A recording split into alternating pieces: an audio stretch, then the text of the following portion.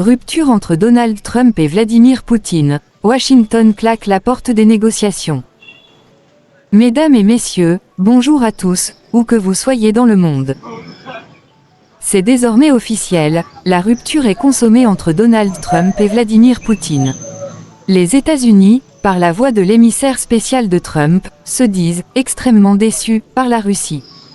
Selon Steve Witkoff, envoyé spécial du président américain, toute perspective de paix avec Moscou est désormais écartée.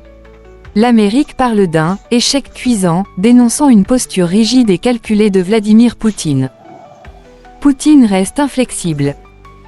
Malgré des mois de pourparlers entamés depuis février 2025, les discussions entre Washington et le Kremlin sont au point mort. Poutine n'a pas cédé d'un pouce, notamment sur un point jugé non négociable, le maintien sous contrôle russe des 4 régions ukrainiennes annexées. Pour Moscou, ces territoires sont et resteront russes à jamais. Une paix impossible. L'administration Trump avait pourtant mis sur la table plusieurs concessions, la reconnaissance de la Crimée comme territoire russe, la levée progressive de certaines sanctions, et même la rétrocession de la centrale nucléaire de Zaporijia à l'Ukraine. Mais toutes ces propositions ont été balayées par le Kremlin. Une manœuvre politique de Poutine. L'émissaire de Trump évoque aujourd'hui un jeu de dupes. Selon lui, Poutine aurait feint l'ouverture au dialogue pour gagner du temps, sans jamais envisager un véritable compromis. Pour couronner le tout, la Russie a décrété un cessez-le-feu de 3 jours, du 8 au 10 mai, présenté comme un geste de bonne volonté. Mais selon Washington, il ne s'agit là que d'une tactique de communication, sans impact réel sur le terrain.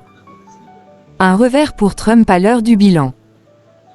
Ce refus catégorique de Poutine tombe au plus mauvais moment pour Donald Trump, alors qu'il s'apprêtait à fêter ses 100 jours de retour à la Maison-Blanche.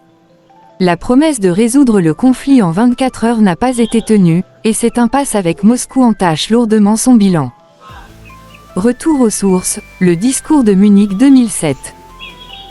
Le Kremlin, de son côté, rappelle que les avertissements de Poutine sur la sécurité en Europe remontent à 2007, lors de la conférence de Munich.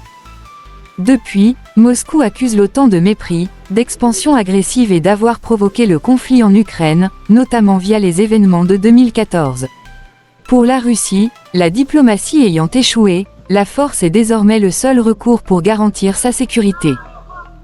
Un privilège de vainqueur revendiqué par Moscou.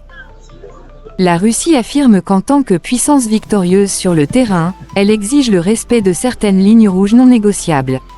Mais la grande question reste posée, l'Occident acceptera-t-il cette vision des choses ? Le dialogue semble rompu, et l'Europe elle-même se retrouve en ligne de mire, prise dans une crise de plus en plus profonde. C'était le point sur l'actualité internationale. Merci de partager ce contenu au maximum. Restez connectés pour de nouvelles informations.